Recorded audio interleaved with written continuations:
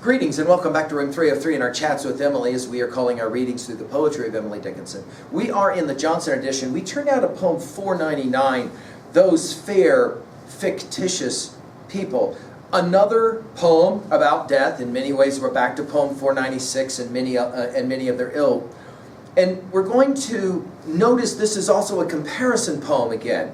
That is to say, the people who are capable of experiences versus the people who cannot. Now, our assumptions are that you've been following our stuff at LearnStrong.net. Down that left-hand side, Chats with Emily is our playlist. I'm hopeful that you've already worked through our set of introductory comments in the preceding 498 poems. We just finished with 498, I Envy the Seas.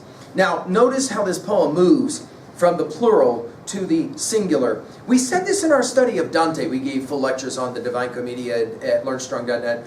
That Dante, at the same time, is the most universal of poets and yet the most specific of poets. Notice how a poem like this plays a very similar kind of game.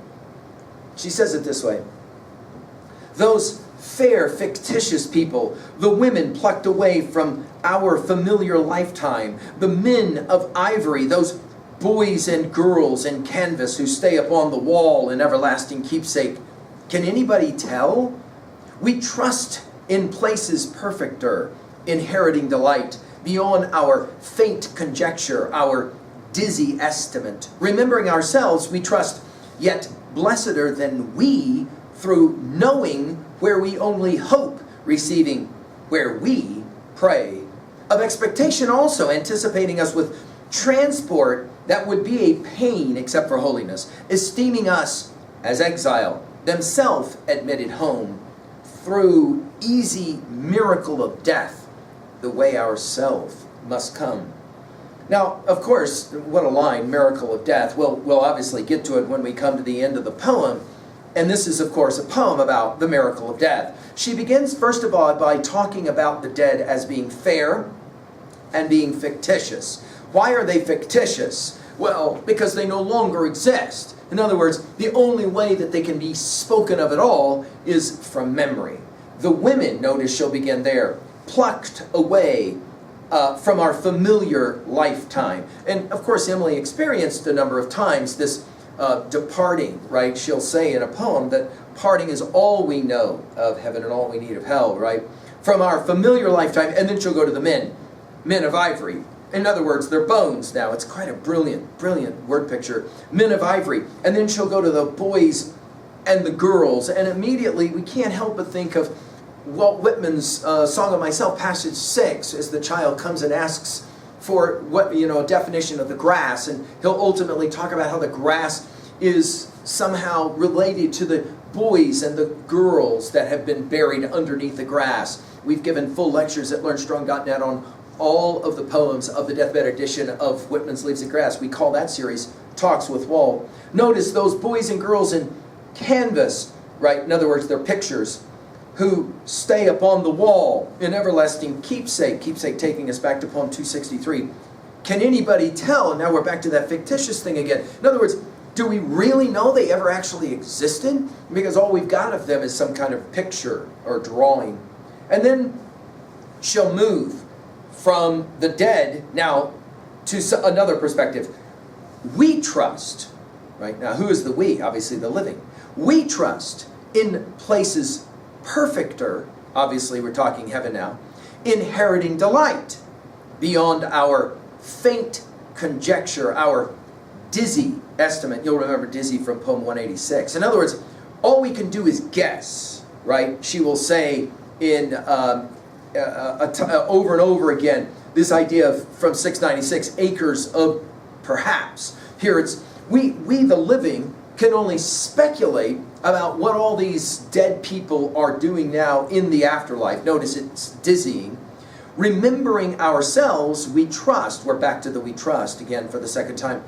Yet, blesseder than we. In other words, the dead are better off because they're in the afterlife through knowing where we only hope. So again, notice the juxtaposition. In other words, the dead know what the living can only hope for and hope about. We have said already a number of times how Emily struggled with the theology she was raised with and the question of what happens after I die, or anyone dies, right? We hope receiving where we pray. Notice we go from pray to pain in the next stanza.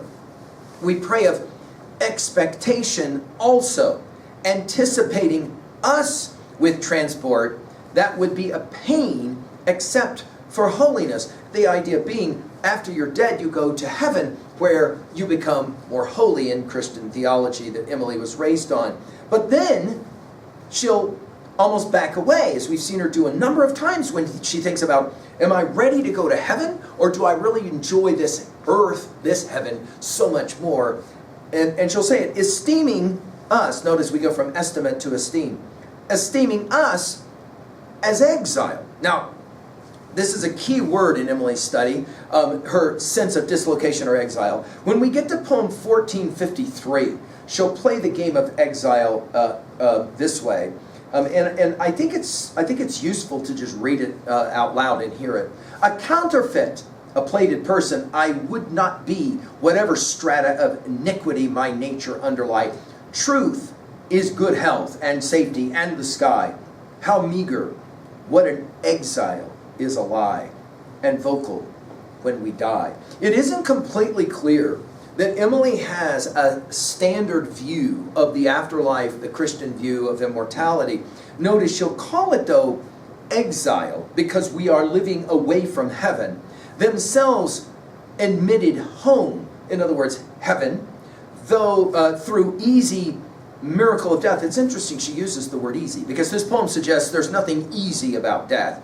Miracle of death, again, taking us back to Whitman's song, A Song of Myself, passage 6. What does he say? And it's luckier to die, he says in that set of lines. He says, or she says finally, the way ourselves, so we go from home to the way, must come. In other words, we move from the general, all these fictitious dead people, to ourself. And here you get a sense that it's really more about the individual. And the word come, which by the way is the first word, as we pointed out in our study of Leaves of Grass, that's the very first word of that set of poems, and the invitation word. You'll remember that in Beowulf, that Beowulf speaks to Hrothgar in Beowulf 2 and says, all men must die, let him who may win glory ere death. At 2a, what's the point here? Well, I think as one scholar has pointed out, each instance of death involves one solitary self. It's a brilliant way, I think, to study this poem, understand this poem. At 2b, the perspective is powerful. From the dead people to general people to Emily herself.